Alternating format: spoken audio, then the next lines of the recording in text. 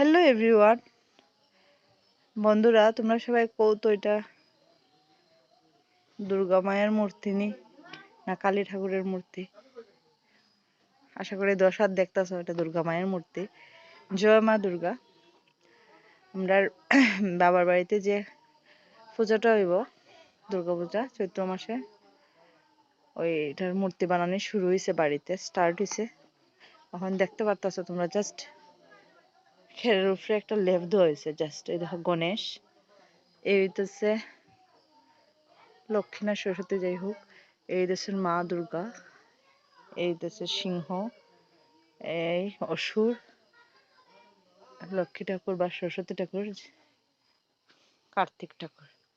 তো তোমরা দেখতেছো, এই দেখো মানে জাস্ট বানানি শুরু হয়েছে। খেরের উপরে একটা লেপ দেওয়া হয়েছে। খের বলতে ধানের যে সবাই তো বুঝতো না, অনেক মানুষ আছে।